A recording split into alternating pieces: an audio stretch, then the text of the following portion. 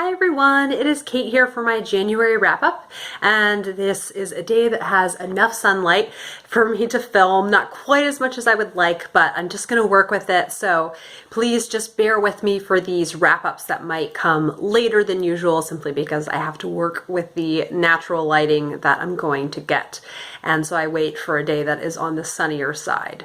And this month I feel very organized for my wrap-up because I have my handy-dandy reading log, and then I also have my quotes and notes.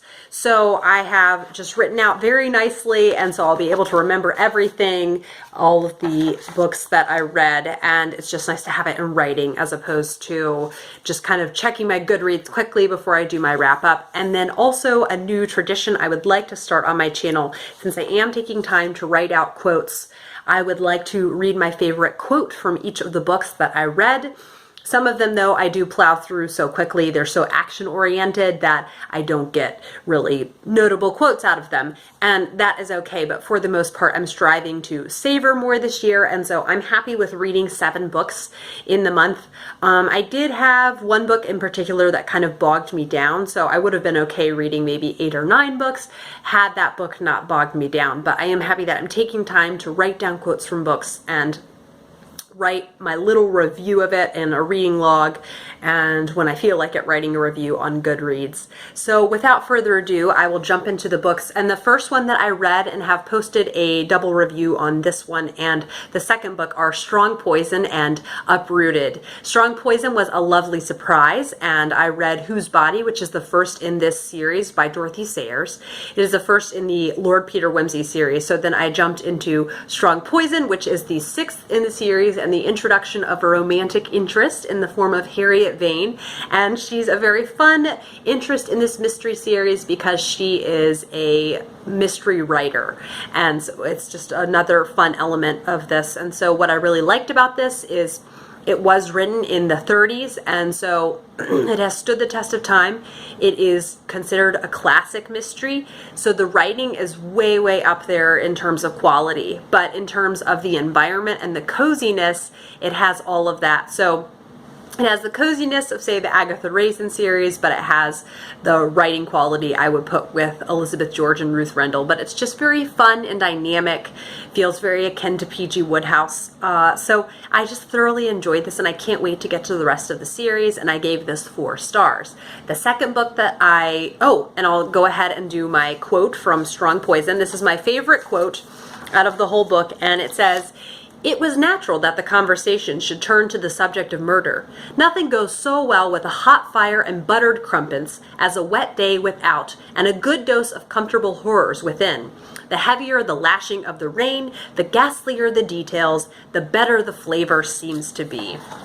So all in all, a very cozy and well-written series that I can't wait to continue on with. The second book that I read this year that was included in my double review was Uprooted by Naomi Novik. I gave this book a second chance, and I'm so glad that I did. It starts out seeming like it's going to be like Beauty and the Beast. There is a wizard who everyone refers to as the dragon in this fictional country that seems like it's somewhere in Eastern Europe, and he, every 10 years, takes a girl from the town and trains her, and she comes back after 10 years and is very different. But it quickly takes a turn from Beauty and the Beast and seemed very unique and original, and I loved not knowing at all what was going to happen.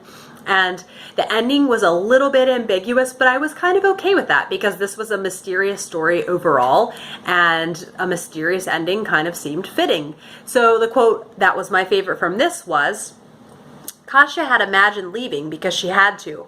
I never had. I loved Vernick, the deep, soft woods around my house, the long, bright running of the spindle beneath the sun.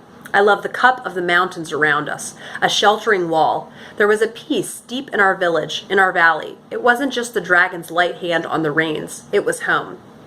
I do recommend Uprooted if you like kind of fantastical type reads, and I'm very happy that I gave it a second chance this winter. I will link that double review down below if you would like to see more about that. The third book that I read this January is A Suitable Vengeance by Elizabeth George.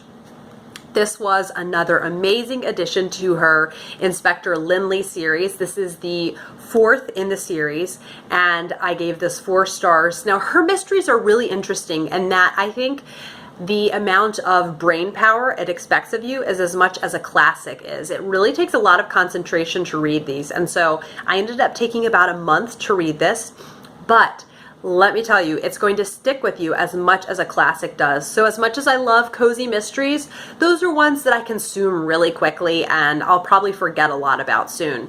These are ones that I love to take my time with and savor, and Kate from the novel Nomad, who I did a buddy read of this with, just feels the exact same way. And so the character development is unreal in these, and this was a prequel, so it's really special to see. There are 4 main characters you've gotten to know: Inspector Lynley and Helen, and then Deborah and Simon St. James. So you get to see these 4 characters before the first book had even begun, and there's lots of baggage with their relationship, and you kind of can't tell exactly what's going on, and this is the explanation for this. And so Lynley is home, visiting home with his fiance, and then there is a murder that occurs while he is there. But while he's there, there's so much more to this story in that they kind of feel like they happen to be about murder. Yes, the murders are interesting, but there's so much going on in his personal life and in Simon's, Deborah's, and Helen's, and you get to see the unfolding of their relationships even more so. And as always, the writing was just spectacular, and this just has so many poignant statements. And my favorite quote from this one says, "The morning sky, a cerulean arc under which a froth of cumulus clouds drifted inland, acting as a contradiction to the previous day's storm, as did the seabirds, who once again filled the air with their raw, importunate cries. The ground below them, however, was a testament to foul weather, and from his bedroom window, a cup of tea in his hand, St. James surveyed the consequences of those hours of rain and bluster." If you want a mystery series that really goes in depth with human nature and the why, it's more of a why done it as opposed to a who done it, I highly, highly recommend the Inspector Lynley series, and I can't wait to get to the 5th installment and savor it. Now, one thing also, I talked about how it took me about a month to get through this. After number 5 in the series, which is pushing 400 pages, the next ones get longer and longer, and they're between 600 and 1,000 pages. So I am really looking forward to the challenge that this mystery series will present, because it really stays with you.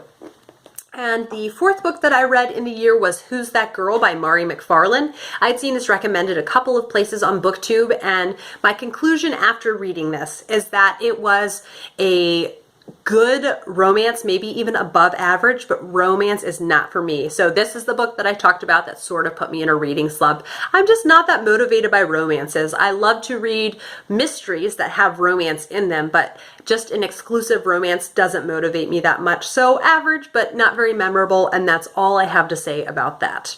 The 5th book that I read was The Shadow Rising by Robert Jordan. This is book number 4 in the Wheel of Time series, and it is, once again, another epic addition to this series. You get to see so much character development in this. I think it's really special to read something like A Suitable Vengeance that has interesting character development, and then to read a fantasy that has interesting character development.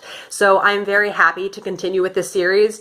As always, though, it does feel like a marathon, so I'm happy to take a substantial break between the two. And I do think listening to these in audiobook format, I kind of tune out to an extent, and I had to go back several times to kind of get a grip on what was happening in the climax of the book. But I think I always do have a little bit of trouble understanding all of the action going on in climaxes of books. I remember when I was younger, kind of having trouble understanding what was happening in climaxes in Harry Potter. But as always, just such a fun, fantastical world. It has such a rich history to it. And my favorite quote from this is about an event that happened. There's people who are called the Ogier. The Ogier began muttering to himself, loyal, louder the farther they rode across the grassy hills, until at last he burst out in a deep bass rumble. Gone, all gone, and for what? Grass. Once this was an Ogier grove. We did no great works here, not to compare with Manetheren, or the city you call Camlin. But enough that a grove was planted, trees of every kind from every land and place, the great trees towering 100 spans into the sky, all tended devotedly to remind my people of the steading they had left to build things for men. Men think it is the stonework we prize, but that is a trifling thing, learned long during the exile, after the breaking. It is the trees we love. Men thought Manetheren my people's greatest triumph, but we knew it was to be the grove here. Gone now, like this, gone, and it will not come again. So I really thoroughly enjoy reading a fantasy series that has such a rich history to it and a character development, to see this aspect of this character Loyal that I didn't know about, and his deep love for his history of the Ogier people. And in addition to that, there is lots of character development with the other characters, and so they're definitely moving forward, they're changing their dynamic, and that is what I look for in characters in books. And there's also a wedding in this, which is a really sweet wedding and very unexpected. The sixth book that I read this month was the conclusion of Elizabeth Gouge's Elliott Family Trilogy, The Heart of the Family, and I'm very sad to say this was not such a great note to end this series on. I was super enjoying this for 75% of the book. I was really enjoying this, and I love her writing as always. And then there was something that she did, or rather didn't do, with two of the characters. And I just thought their character development fell extremely flat. I was really disappointed. It felt like they were kind of characters that she didn't really know what to do. She had set them up to be super complicated and then kind of just really made a simplistic ending for both of them that I felt left lots of unanswered questions. So I really was scared to start this third one because I enjoyed the first two so much, and unfortunately my fears were realized. So like I said, the writing was really excellent in this, and I was thoroughly enjoying the first 75%, but it was just a bad note to end on with two characters in particular that I thought really didn't, in one in particular, didn't line up with previous events that had happened with them. But I am happy that I own about 4 or 5 more Elizabeth Gouge, so I can definitely continue to read her. And the writing was still beautiful, and so my favorite quote from this book was, "The joy of memory was one of her chief joys now, only the memories were so vivid that they could scarcely be called memories. It was more as though her life had come round full circle, and the beginning was with her at the end, as actual experience that would pass her on, like all experience, to an enriched existence beyond. And so anticipation was merged in memory, and it was hard to know at times which was which." So what I really appreciate about that quote is that this is really written from a Christian perspective. So Lucilla is the grandmother in this, and she, at the end of her life, isn't really filled with regrets so much as just gratitude for the wonderful life that she's been given, and the loving family, and the beautiful home that she's able to live in, and all of the relationships and things that she shared in her lifetime. And the final book that I finished up the month of January with, the 7th book, is Agatha Raisin and the Viscious Vet. This is the second book in the Agatha Raisin series by M.C. Beaton, and it definitely carries on in terms of character development, and this is just quickly becoming a new favorite series. I just finished the 3rd one, and I plan on starting the 4th one soon. They're such quick, fun reads, and as I mentioned earlier in my double review and Friday reads, they have helped me stay out of a reading slump so much, so I'm really grateful for this series. It's fun, it's light, it's a very simple mystery like cozy series are, and so it's something that's really fun. And in Agatha Raisin and the Viscious Vet, there is a new vet who comes to town, and he is poisoned by someone. It looks like it may have been an accident first because it's a syringe filled, and it accidentally, pricks him, and he is dead. And so Agatha Raisin thinks that there is more to the story than meets the eye, and so of course takes it upon herself to investigate this. So these are going to be consistent 3-star books, but I have so much fun while I'm reading them. I don't know that I would ever give a cozy 4 stars. I've only ever given a cozy 4 stars one time, but that does not detract from my enjoyment. I'm just also combining my enjoyment with how I think the writing style is. So those are all of the books that I read in January. I hope you guys enjoyed this wrap up, and I will see you for another video soon. Bye guys.